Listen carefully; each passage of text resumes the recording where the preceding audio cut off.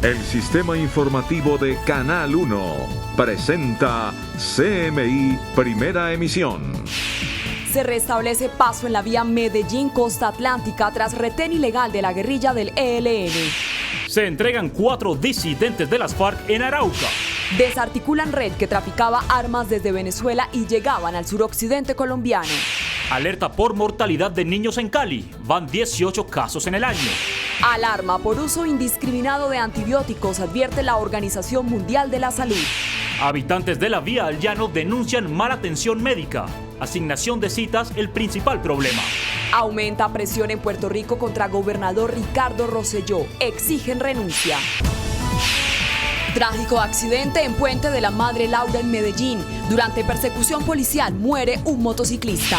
Alerta en el occidente de Bogotá por panfletos amenazantes. Policía asesinado en Aguachica, Cesar. Otro patrullero fue herido. Procuraduría indaga la última jugadita del senador Ernesto Macías como presidente del Congreso. 35 derrumbes tienen incomunicados a 2 municipios del Meta. Dramática historia de familias que perdieron sus viviendas por incendio. Aberrante historia de un padrastro que abusaba de sus hijastros y los grababa con celular. Con Luisa Tobo. Muy buenos días, bienvenidos a CMI Primera Emisión. Ya se restableció el paso vehicular en la vía Medellín-Costa Atlántica después de que estuviera cerrada por más de 6 horas por un retén ilegal del ELN. Varios conductores fueron obligados a bajar de sus camiones para quemarlos. Yusi Chaparro, buenos días. ¿Y qué dicen las autoridades de este retén ilegal? Hola Luisa, buenas tardes. Según información tanto de policía como de ejército, el flujo vehicular se normalizó esta mañana, es decir, permaneció cerca de 12 horas cerrada esta troncal hacia la costa atlántica. Por ahora la información que tienen es que confirman que sería el ELN quien habría hecho no solamente este retén ilegal, sino que ante una reacción de tropas del ejército procedieron a incinerar estos vehículos.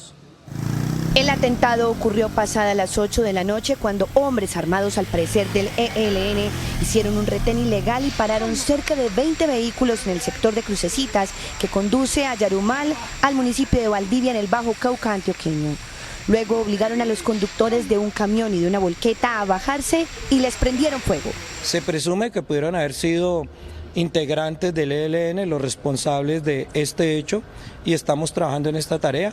Se adelantan son las labores de judicialización en coordinación con la Fiscalía General de la Nación. Durante el retén ilegal, tropas de la 7ª División del Ejército llegaron a la zona y se presentó un combate con el ELN que impidió que continuaran incinerando más vehículos. Lo que estamos viendo por parte del ELN es, en su afán de mostrar acciones armadas, porque no está en capacidad de enfrentar al ejército, está atentando contra la población civil, está atentando contra el desarrollo de la región. A esta hora la Policía de Carretera restablece el paso en la troncal que conecta a Antioquia con la costa atlántica.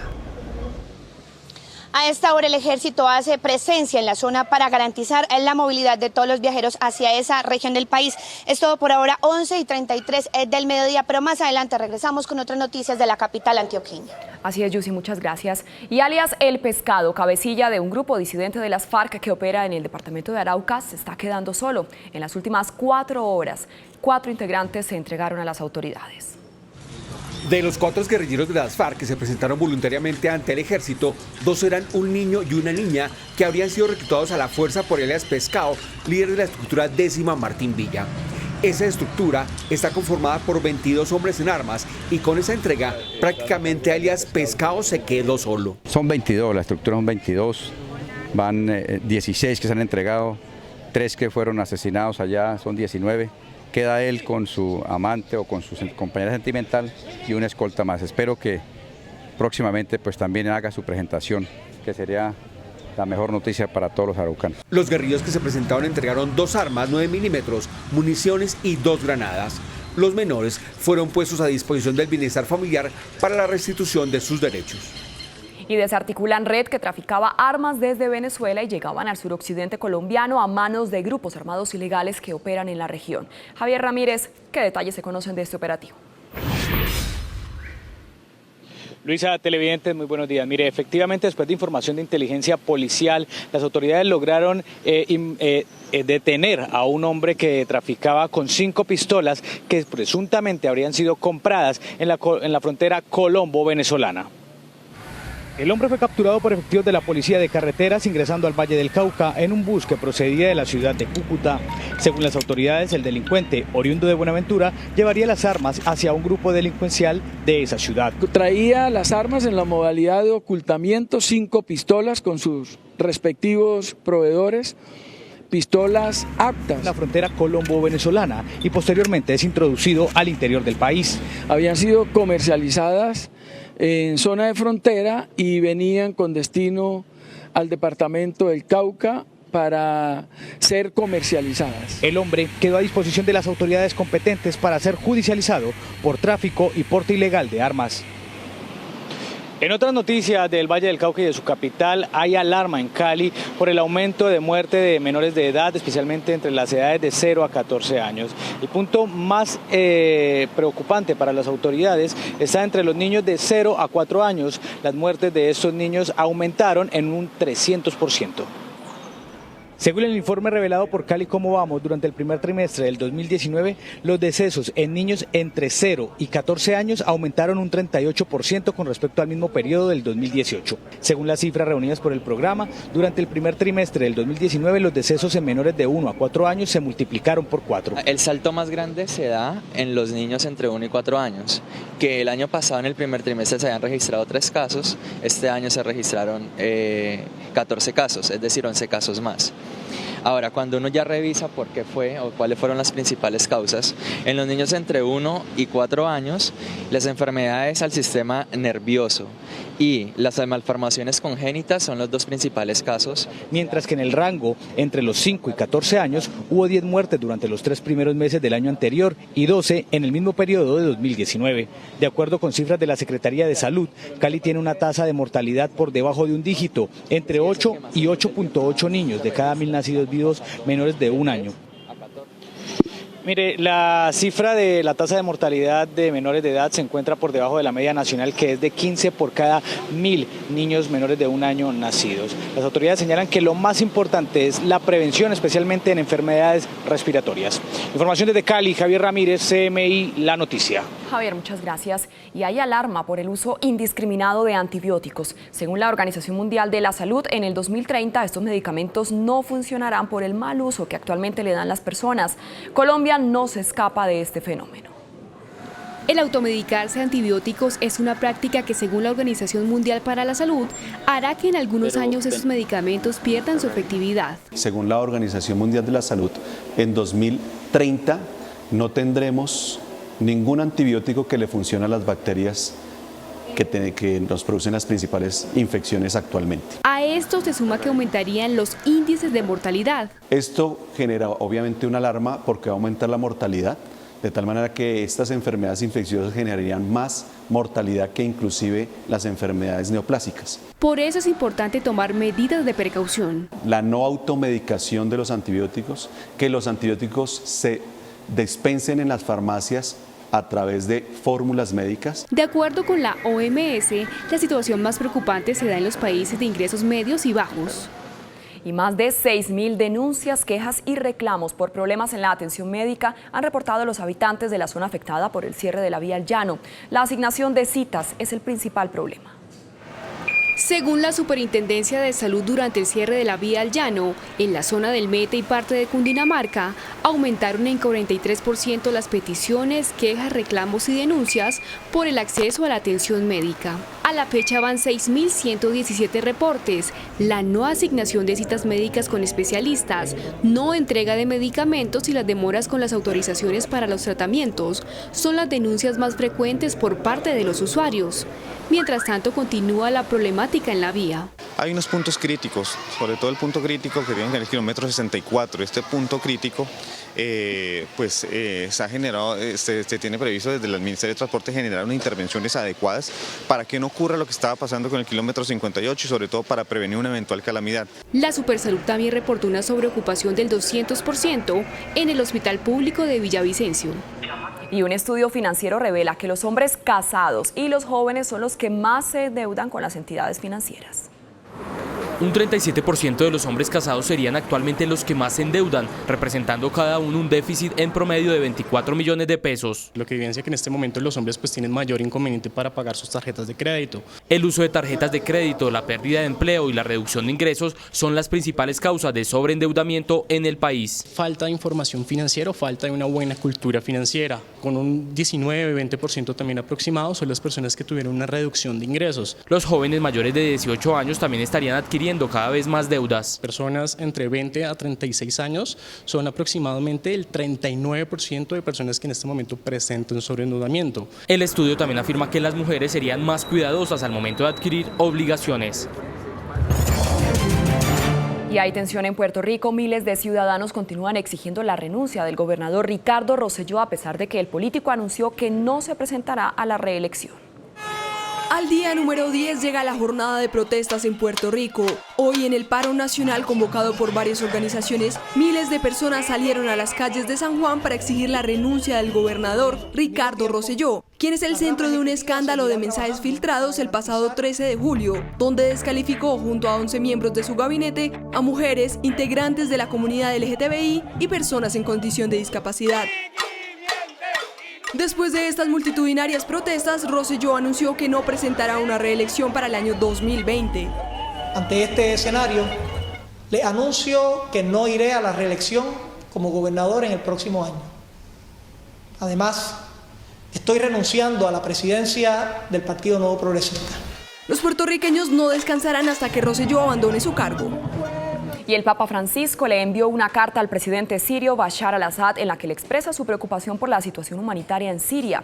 El pontífice también alertó sobre las condiciones dramáticas en la población civil en Idlib, donde continúan los bombardeos sobre grupos opositores y yihadistas. Sin embargo, la Santa Sede explicó que dicho mensaje es de carácter humanitario y no político. Y la India lanza con éxito una sonda destinada a explorar el polo sur de la superficie lunar y descubrir más sobre su composición. La misión tiene como objetivo posarse en este terreno inesperado el próximo 6 de septiembre.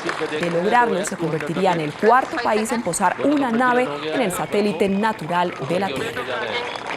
Y en Portugal, miles de bomberos trabajan contra reloj para apagar los voraces incendios que dejan cerca de 30 heridos. Las altas temperaturas combinadas con los fuertes vientos han complicado las tareas para apagar las llamas que arrasaron con miles de hectáreas. Sin embargo, las autoridades informaron que 4 de los 5 focos ya están controlados. Noticia en desarrollo en CMI.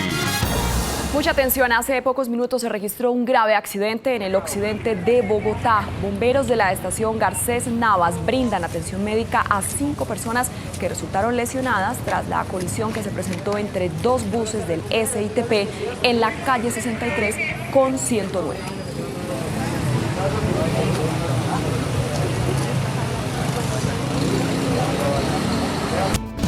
Con Luisa Tobo. Y seguimos en CMI, primera emisión, y volvemos con la noticia del día. La quema de varios vehículos en Puerto Valdivia, Antioquia, en la vía que comunica a Medellín con la costa atlántica. El ejército responsabiliza al ELN por estos hechos. Yusi, ¿qué nuevos detalles se conocen de este retén ilegal? Luisa, pues como usted lo decía, el ejército y la policía ya reconocieron a estos hombres armados que pertenecen a la guerrilla del ELN y por eso adelantan diferentes operativos en la zona, no solamente para dar con los responsables de este ataque criminal contra el transporte de carga y también de algunos vehículos que se movilizan por esa zona hacia la troncal atlántica, la costa atlántica, sino que también tratan de ubicar a otras células que se encuentran allí. Tras identificar al ELN como responsable de incinerar un camión y una volqueta en la vía Yarumal, Valdivia, en Antioquia, la Policía de Carreteras realiza labores de remoción de los vehículos para así restablecer el paso en la troncal que permaneció cerrada toda la noche. En este momento se está haciendo un cierre temporal, mientras que se hace el tema de remoción de los vehículos, la limpieza de la carretera, precisamente para que se nos pueda evitar que se nos presente otro accidente de tránsito. Hombres de inteligencia de policía y ejército también adelantan la investigación y operativos en la zona que permitan ubicar a los responsables del ataque criminal. Se presume que pudieron haber sido integrantes del ELN los responsables de este hecho y estamos trabajando en esta tarea. Se adelantan las labores de judicialización en coordinación con la Fiscalía General de la Nación. Las autoridades hacen recomendaciones especiales a los conductores de transporte de carga pesada y también a particulares que transitan por esta vía hacia la costa atlántica para que reporten cualquier anomalía al numeral 767. Y en otras noticias de Antioquia, a las 12:03 del mediodía, la Fiscalía en las últimas horas capturó al alcalde del municipio de Nechí, Bajo Cauca antioqueño, quien estaba prófugo desde hacía 3 meses y era requerido al parecer por presuntas irregularidades de contrataciones. Se trata de Miguel Enrique Franco Menco, de 62 años, quien fue detenido en una finca de este mismo municipio de Nechí. Hace 3 meses había sufrido un accidente y desde entonces no se volvió a presentar a su cargo. Estaba prófugo, pero seguía devengando su salario como alcalde del municipio de Nechí. Por eso la gobernación de Antioquia había ofrecido una recompensa de 20 millones de pesos para lograr su ubicación y finalmente se dio esta captura. Y en más noticias de Medellín, en las últimas horas también fue encontrado el cuerpo sin vida de una mujer al interior de una habitación de un hotel del centro de la ciudad. El cuerpo de la mujer de 27 años fue encontrado dentro de una habitación de este hotel en el centro de Medellín. Allí había entrado la noche anterior en compañía de un hombre que en la mañana salió del lugar. Autoridades investigan si sería el responsable. Sale la persona que manifestó ser su esposo, dijo que esta dama quedaba en el hotel y que salía más tarde. El cuerpo de la mujer presenta signos de violencia, hematomas y al parecer fue asfixiada. La investigación es llevada por el cuerpo técnico de investigación, que fue la que hizo los actos urgentes y la inspección técnica del cadáver, y estamos recolectando el material probatorio para aportar. Hoy también fue encontrado el cuerpo de una mujer con impactos de bala en el occidente de la ciudad. Con ellas ya son 25 las mujeres asesinadas en el Medellín, 8 casos más que el año anterior.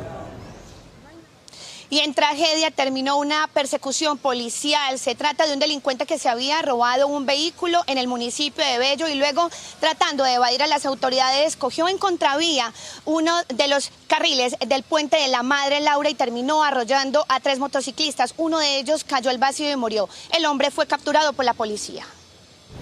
Este es el vehículo color gris que había sido hurtado a su propietario a las 6 de la mañana en el barrio Cabañitas de Bello. En él se movilizaba uno de los delincuentes que, por evadir una patrulla de policía que hacía la persecución, condujo en contravía por este puente llamado la Madre Laura y atropelló a 3 motociclistas. Uno de ellos cayó al vacío y murió. Cuando sentí las sirenas y me asomé a la ventana en el balcón, cuando vi que el muchacho cayó y mucha gente y las sirenas. En el incidente resultaron heridos 2 uniformados. El presunto delincuente fue capturado cuando intentaba huir. Habitantes de la zona denuncian que el puente de la Madre Laura no es seguro y ya varios han caído de allí. Y sería bueno que le colocaran más seguridad a ese puente, porque es que entre puente y puente no tiene la baranda y ya con eso son 3 los que se han caído. A esta hora el detenido comparece ante las autoridades. La víctima mortal era un hombre que se dirigía hacia su trabajo. Esta captura, hay que decirlo, se dio gracias al sistema de vigilancia de identificación de placas que dio hacia el paradero allí en el puente de la Madre Laura. Sin embargo, hay indignación, pues se conoció que el pasado 10 de abril este mismo delincuente había robado otro vehículo y lo dejaron en libertad. Es todo desde Medellín. Yussi Chaparro, CMI, La Noticia. Feliz tarde. Feliz tarde, Yussi, gracias. Y hay alerta en la localidad de Engativá, en el occidente de Bogotá, por nuevos panfletos amenazantes que se estarían entregando en colegios y negocios comerciales. Luengas, ¿quiénes estarían entregando estos panfletos? Luisa, televidentes, muy buenas tardes. Eso es lo que más preocupa en este momento a los comerciantes y a los habitantes del sector de Villaluz, en el occidente de Bogotá, pues uno de los panfletos está firmado por las Águilas Negras. 6 días después del hallazgo de un cuerpo desmembrado en el barrio Villaluz de la localidad de Engativá, en Bogotá, los habitantes denuncian que ha comenzado a circular unos panfletos en los que se advierte de una limpieza social. Al colegio de mi hija llegó un panfleto anunciando temas como limpieza social. Llegar al barrio se ha puesto muy duro, muy difícil y con muchos miedos. Lo mismo en cuanto para los niños, mi niña de 16 años es un tema delicado. Este comunicado firmado por el grupo armado ilegal Águilas Negras advierte a toda persona que transite en horas de la noche por este sector. Todo aquel que se encuentre después de las 11 de la noche en las esquinas, parchados, en parques drogándose y bares de mala muerte, será declarado objetivo militar y dado de baja. No respondemos. Este otro papel que circula por este barrio amenaza con iniciar una limpieza social donde podrían ser víctimas personas inocentes. Empezaremos muy pronto. Le pedimos perdón a la sociedad si caen inocentes, pero ya están advertidos. Los residentes y comerciantes del sector afirman que la inseguridad ha aumentado en la localidad de Engativá. Los policías pongan seriedad y que pasen seguido, de día y de noche, y a la madrugada. Yo estoy a las 4 de la mañana y yo miro para allá, y por aquí no hay nadie. Por su parte, la policía de Bogotá afirma que se adelanta la respectiva investigación por parte de personal de inteligencia. Luisa, televidentes, hace pocos minutos justamente la alcaldía nos informó que mañana habrá un consejo de seguridad desde muy temprano para hablar este tema que preocupa a los comerciantes y a toda la comunidad de este barrio en el occidente de Bogotá. Con la cámara de Laura Vargas desde el occidente de Bogotá, Stig Luengas, CMI La Noticia. Stig, muchas gracias. Nueva emergencia en Los Llanos por temporada de lluvias. 2 poblaciones se encuentran incomunicadas con Villavicencio por derrumbes en al menos 20 sectores. Reinel Moncada con el reporte. Reinel, buenas tardes. Gracias, Luisa. Buenas tardes y amigos televidentes. Pues la situación de los municipios de El Calvario y San Juanito del Meta es preocupante, pues la ola invernal ha provocado que más de 20 derrumbes taponen la vía que los une con la capital del Meta, Villavicencio, al igual que con la capital del país. 4 días completan incomunicados los municipios del Calvario y San Juanito en el departamento del Meta por 35 derrumbes que taponan su vía de acceso. Derrumbes en todas las salidas hacia San Juanito, la salida hacia Quetarme, Cundinamarca y la salida que tenemos hacia Guayabeta. Entonces estamos totalmente incomunicados. La preocupación de los habitantes es que ya están recogiendo sus cultivos para sacarlos a la venta. Tenemos alrededor de unas 40 toneladas de tomate de guiso, que son los que producen los invernaderos que tenemos allí en el municipio del Calvario, más otros productos como la cuajada. Los campesinos de la región tratan de abrir camino con sus herramientas. Con el apoyo de la Fuerza Aérea estamos pendientes de un vuelo para llevar unos explosivistas del batallón de la 7ª Brigada para implosionar unas rocas. Quiero incrementar un plan de acción, sobre todo con la Fuerza Aérea Colombiana, para salvar vida de las comunidades que requieran la evacuación de vía aérea. El alcalde del Calvario decretó la calamidad pública para poder atender la emergencia.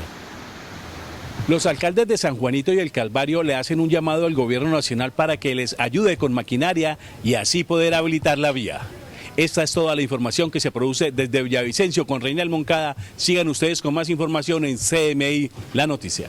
Reinel, muchas gracias. Y en Bucaramanga se cumplirá esta tarde el sepelio de la líder política y periodista Yamile Guerra, asesinada este fin de semana en el municipio de Florida Blanca. Ana Mercedes Ariza con el reporte. Ana, buenas tardes. Compañeros televidentes, cordial saludo. Pues todo apunta por las amenazas de muerte y por los primeros indicios que han tenido las autoridades que una reclamación de tierra serían los móviles del asesinato de esta reconocida líder política y comunicadora Yamile Guerra en la capital de Santander. Solo una pista clara tienen las autoridades sobre el móvil del asesinato de la líder política Yamile Guerra, y es un litigio familiar por tierras. Puede haber mediado un factor de confianza, teniendo en cuenta que frente a las preocupaciones por sus litigios, ella siempre acudió a nosotros y hubo ese acompañamiento. Lo que ocurrió el viernes, un día antes del asesinato, cuando las patrullas la acompañaron, lamentablemente el sábado no acudió a nosotros. La dirigente gozaba de gran aceptación y, según su hermano, solo habría recibido amenazas de muerte por liderar la reclamación de unos predios familiares que le costaron la vida a su padre, hermano y a un viviente en el mismo lugar, donde este sábado fue asesinada por sujetos a quienes les cumplió una cita para venderle unos terrenos. Se dispone de la finca a salir a trasladar, a mostrar, no sé, o el escenario donde iba supuestamente a venderse el lote, y la atacan por atrás. 20 millones de pesos de recompensa ofrecen las autoridades por pistas que conduzcan a los autores materiales e intelectuales del crimen. Esta tarde se cumplirán las exequias de la dirigente política que ocupó destacados cargos nacionales y departamentales, los cuales alternó con actividades periodísticas en medios de televisión regional. Con Yamile Guerra ya son 4 las personas que han muerto en esta reclamación de tierras en estos predios en Florida Blanca, Santander, según el reporte de familiares y autoridades. Esto por el momento en Bucaramanga. Ana Mercedes Ariza, CMI La Noticia. Ana Mercedes, muchas gracias. Con esta información hacemos una breve pausa en CMI Primera Emisión y al regresar espere. Procuraduría indaga la última jugadita del senador Macías como presidente del Congreso. Continuamos en CMI Primera Emisión. Un uniformado muerto y otro herido deja un ataque a patrulla de policía en zona rural de Aguachica. Luis Enrique Cárdenas, buenas tardes. ¿Y quiénes serían los responsables de este ataque? Hola Luisa, la saludo desde el municipio de Aguachica. En las últimas horas se registró un ataque contra una patrulla de la policía cuando se dirigían a hacer un requerimiento en la vereda Corrales. En este hecho murió un uniformado y otro resultó gravemente herido. Tras el ataque a la patrulla de la policía, murió el patrullero José Javier Arenas Puentes y resultó herido Cristian Andrés Montes. Muy dolida con el amigo de mi sobrino, que ese era el compañero único de él ahí, por dicho el parcero, como decía él. Habitantes del corregimiento de Corrales, donde ocurrió el ataque a la patrulla de la policía, aseguran sentir temor por lo ocurrido. Y esperamos de que el gobierno nacional, en cabeza del presidente Duque, en cabeza del ministro, tomen las medidas que haya que tomar para ponerle freno a esta situación. Autoridades manejan la hipótesis que grupos armados ilegales que delinquen en el Catatumbo serían los responsables de los últimos ataques contra la fuerza pública. Al parecer es con fusiles y todo indica que son grupos al margen de la ley, pero grupos organizados. Los uniformados llegaron a hacer un requerimiento en el lugar, pero fueron atacados a tiros con armas de largo alcance. En la zona hace presencia el ELN. En las próximas horas se adelantará un consejo de seguridad en esta población para analizar la situación de orden público y también han dicho las autoridades que se estudia una recompensa a quien dé información para dar con el paradero de los responsables de este ataque. En Aguachica, Luis Enrique, CMI, La Noticia. Luis Enrique, muchas gracias. Y la Procuraduría abrió indagación preliminar al expresidente del Senado, Ernesto Macías, para establecer si incurrió en alguna falta disciplinaria luego de que fuera grabado anunciando un presunto plan para sabotear la intervención de la oposición en la instalación del Congreso de la República. Durante la instalación del Congreso de la República, el expresidente del Senado fue grabado mientras planeaba cómo sería la intervención de la oposición al discurso del presidente Iván Duque. Es que nos toca por obligación que ellos hablen después del presidente. Tan pronto termine él, yo digo, se decreta un receso y le pido a la comisión que acompañe al presidente y lo saco de aquí. Eso no lo saben. Esa es mi última jugadita de presidente. Al conocerse el audio, la Procuraduría abrió una indagación para establecer si Macías incurrió en una falta disciplinaria, dado que la respuesta de los partidos está contemplada en el estatuto de la oposición. Los investigadores iniciaron con el recaudo de pruebas y con el estudio de la viabilidad jurídica del proceso. La situación pensional en Colombia es crítica. El 65% de los adultos mayores no tiene protección del Estado. En promedio, solo 1 de cada 3 colombianos se pensiona en el país. La informalidad es uno de los principales obstáculos para la pensión. El panorama pensional en Colombia es crítico. La gran mayoría de los mayores de 60 años están sin una pensión. De los 5.700.000 colombianos mayores de 60 años, 1.700.000 recibe una mesada pensional con Colpensiones. Cerca de 200.000 están pensionados por los fondos privados y 3.800.000 adultos mayores no tienen pensión. Los colombianos no se pensionan por un par de razones. Una es que para tener acceso al sistema de pensiones uno tiene que ser empleado formal. Esos son casi 11 millones de personas que trabajan pero no aportan al sistema. Otros 12 millones que están en la formalidad no siempre tienen la fortuna de una vinculación laboral permanente y no alcanzan a cotizar las semanas requeridas. Los colombianos deben aportar mensualmente el 16% de su salario para obtener una pensión. Con este aporte, más los rendimientos financieros de ese dinero durante al menos 30 años de ahorro, usted debería pensionarse en Colpensiones. Pero como no alcanza, el Estado debe sacar de su bolsillo para subsidiar su pensión. En el caso de trabajadores que ganaban un salario mínimo, el Estado debe hacer un aporte cercano a los 117 millones de pesos. Y para garantizar la pensión de quien ganaba 10 salarios mínimos, el Estado le debe aportar a ese ciudadano más de 300 millones de pesos. Eso es el mundo al revés, el Estado pagando subsidios con plata de impuestos que nos cobran a todos para subsidiar las pensiones de las personas más afortunadas del país. Los datos del Censo DANE advierten que el número de adultos mayores crece con rapidez en el país mientras se reduce el número de nacimientos, lo que desfinanciaría y pondría en riesgo el sistema pensional. Y es que son muchas las barreras y las dudas que encuentran los afiliados a la hora de reclamar la pensión. Les contamos algunas pautas para que tenga en cuenta a la hora de realizar este trámite. El primer paso es determinar si usted pertenece a un sistema de afiliación privado. En el fondo privado lo que hay que entender y que quede muy claro para todos es que no se exige edad ni tiempo, se exige es que la plata que uno ha ahorrado en la cuenta de ahorro individual alcance para financiar una pensión como renta vitalicia. ¿Eso cuándo es? Cuando la plata esté. O público. Si la persona está afiliada a Colpensiones, le van a pedir 57 años si es mujer, 62 si es hombre y 1.300 semanas de cotización, es decir, 26 años de cotización. ¿Pero qué debe hacer si está en Colpensiones, ya tiene la edad, pero no las semanas? Puede pedir lo que se denomina una indemnización sustitutiva, es decir, un pago que compense de alguna manera lo que aportó durante toda su vida y no le devuelven todo lo que aportó, pero sí un porcentaje a título de indemnización. El hecho de que llegue a la edad exigida no impide que usted pueda seguir cotizando hasta alcanzar las semanas. Lo que no se puede después de determinadas edades afiliarse por primera vez al sistema, eso sí no.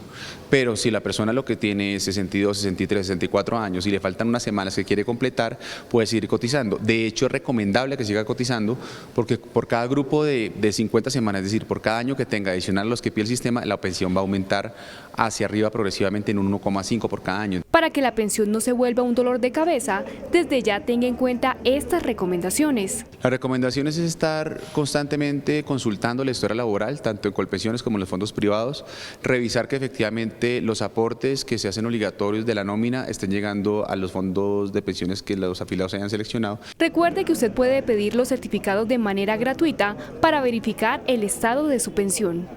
Y conocimos la historia de una mujer, madre, cabeza de hogar, que después de luchar 27 años laboralmente por su familia, logró pensionarse. La mayor parte de su vida trabajó como escobita. Ella es María Bárbara Rodríguez Huasca, una mujer que en sus ojos refleja la lucha, el sacrificio y el amor que entregó durante varios años de su vida para poderse pensionar.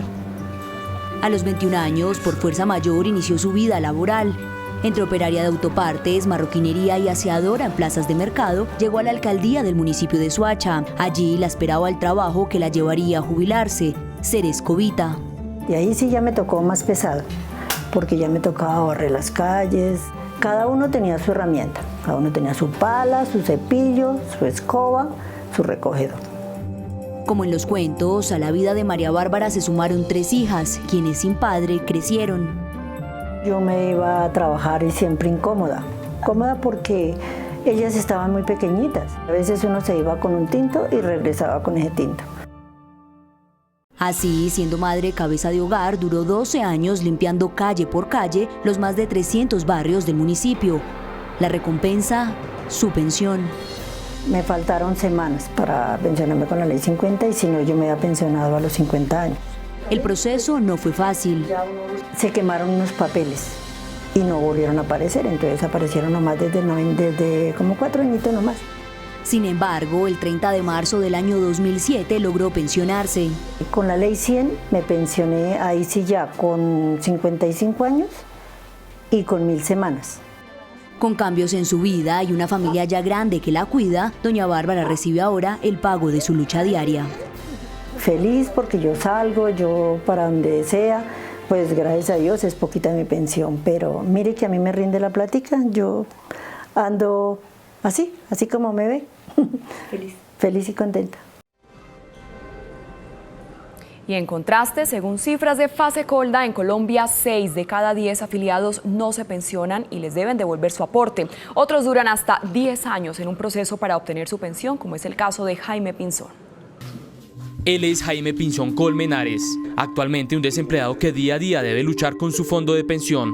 Yo tengo 64 años, vivo con 3 hijos, de los cuales todavía hay 2 que dependen de mí. Su condición de salud lo obligó a abandonar todo tipo de labor, por lo que ya no puede estar en ninguna empresa, ni mucho menos ser independiente. Esto es una partecita del cartapacio de historias clínicas, laboratorio, me hacen resonancia de la columna, tengo problema en la columna también. Jaime denuncia que su fondo de pensiones no le ha brindado garantías en su proceso. Actualmente no tiene conocimiento de cuántas semanas ha cotizado. Pasando recursos de reposición, pasando tutelas, ahorita un derecho de petición, que fue lo último que se hizo. El poco dinero que trabajó durante más de la mitad de su vida se acabó. Los ahorros se acabaron. Hasta agosto del año pasado tuve yo posibilidades en la casa y quedé totalmente y líquido. Don Jaime, al igual que cerca de 3,4 millones de colombianos, debe seguir su lucha diaria por conseguir una pensión que estaría valorada para recibir un salario mínimo cada mes. Mi situación es difícil porque no puedo trabajar por cuestiones de salud, esperando una pensión.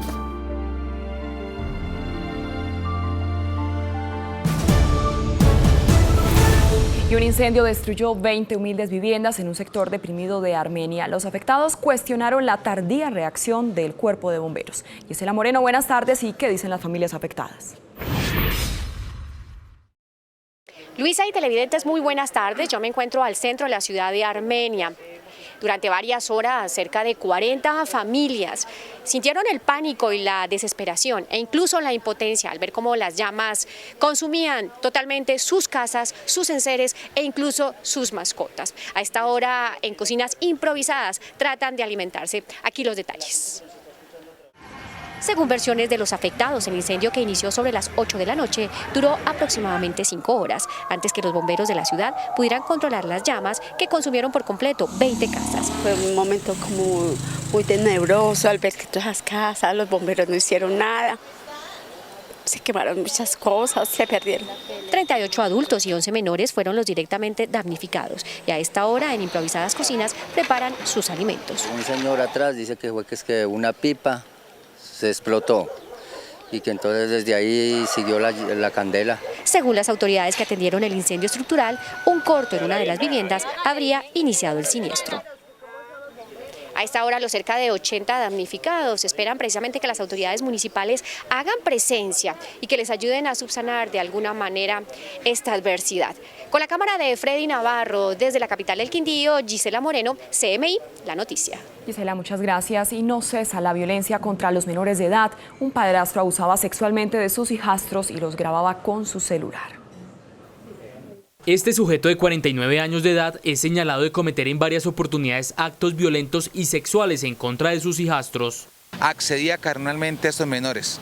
En el momento de la suministro de los alimentos, les daba algún elemento químico que hacía que los menores quedaran completamente fuera de su capacidad defensiva. La denuncia por parte de la mamá de los menores de 10 años fue clave para la captura del sujeto, pues la madre fue testigo de los actos al revisar el celular del hombre, quien grababa los actos aberrantes. En el momento de revisarlo, encontré unos videos de este individuo teniendo relaciones sexuales con los menores. De acuerdo a la Policía Metropolitana, el sujeto ya había cometido estos actos en el año 2012, cuando fue denunciado por violar a sus propios hijos. Este señor ya tenía una denuncia anterior del año 2012, por el cual pagó 2 años. Según un análisis psicológico hecho por la DIJÍN, este individuo es tipificado como pedófilo. Más allá de ser un pedófilo, es un pederasta porque este gusto, esta atracción trascendió al desarrollo de comportamientos que implicaban actividad sexual con este tipo de víctimas. De igual forma, en el contexto de la perfilación criminal podemos catalogar a esta persona como un agresor sexual en serie. Este sujeto, que abusó de al menos 4 menores, estaría contagiado con VIH, por lo que los menores también estarían contagiados con el virus. Hasta aquí las noticias en CMI Primera Emisión. A continuación, no se pierda El Sultán y esta noche a las 9 en punto la emisión central de CMI La Noticia. Feliz tarde.